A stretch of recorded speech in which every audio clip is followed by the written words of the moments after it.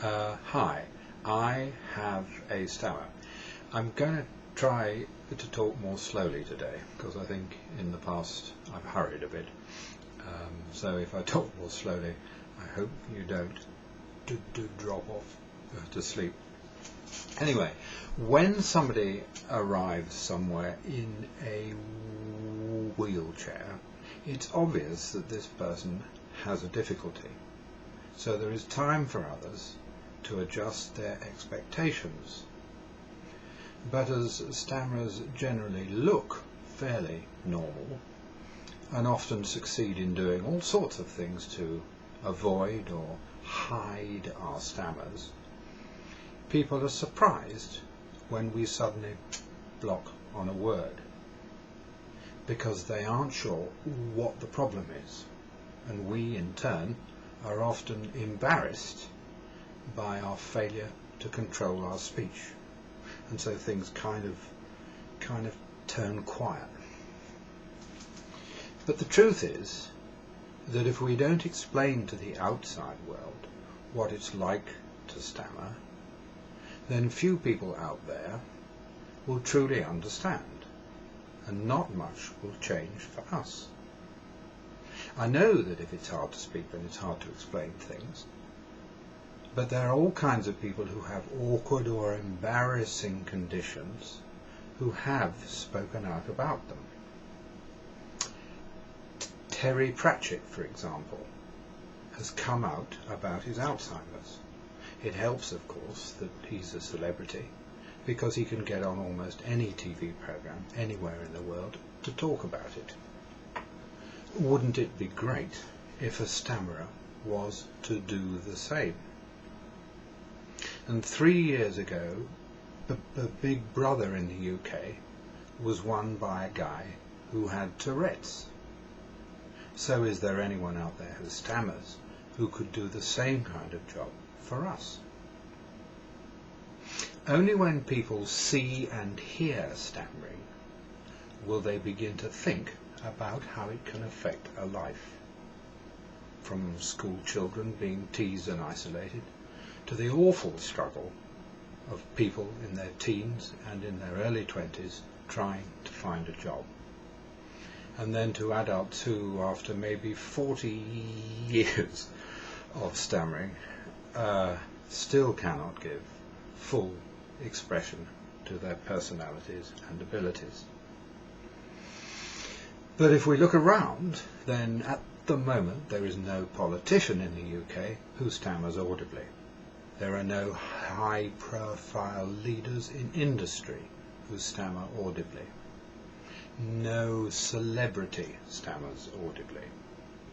Stammering hardly ever features in the media, unless as a kind of dramatic device, often to raise a laugh, or to give a hint that a particular person in a play or a movie is strange in some way.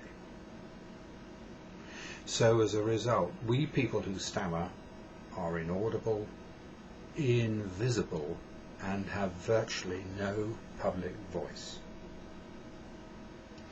It would help, of course, if we had more money.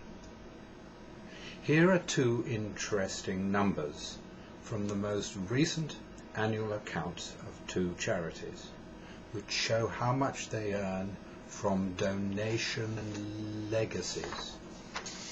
The British Stammering Association, £110,000.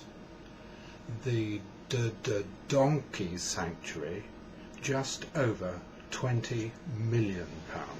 Now, I'm not saying that it is wrong to help donkeys, especially when so many of them have been harmed by people.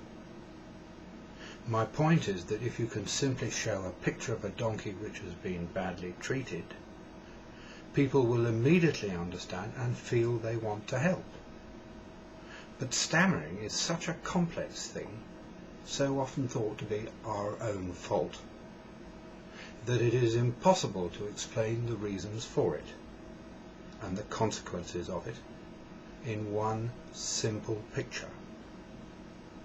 So I wish we could find a better way of explaining the difficulties faced by the 750,000 children and adults in the UK who stammer. But if we did have millions of pounds to spend, there are probably 4 important things we would choose to do. First of all, we would educate teachers and parents, perhaps even on TV, so they would get young children into therapy as soon as possible, which would allow 9 out of 10 of those at risk of persistent stammering to talk fluently for the rest of their lives. 2. To help speech therapists develop the skills they need to help these children in time to prevent a lifetime of stammering. 3. To educate politicians and others in authority, particularly those involved in the health service, to give speech and stammering a higher priority. Not only would this help people to achieve their ambitions and make more of their work and social lives, but it would also mean that they would contribute more to the economy. Fourthly, do a lot more research.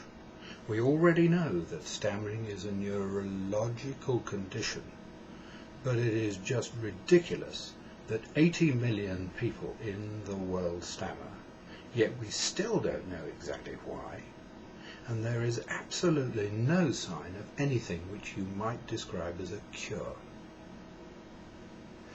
So to help make these things possible, you might want to support the work of our main charity, the British Stammering Association, or if you are not in the UK, to support the work of your National Stuttering Association.